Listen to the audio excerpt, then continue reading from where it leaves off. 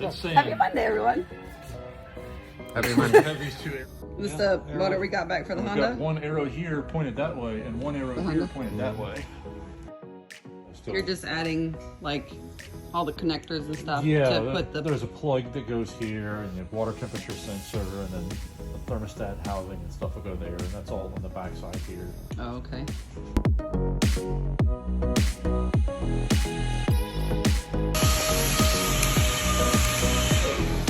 He actually found an angle that he likes to weld it. Oh, it's still adjustable though, right? Yeah, Oh, adjustable okay. height. I gotcha. Yeah.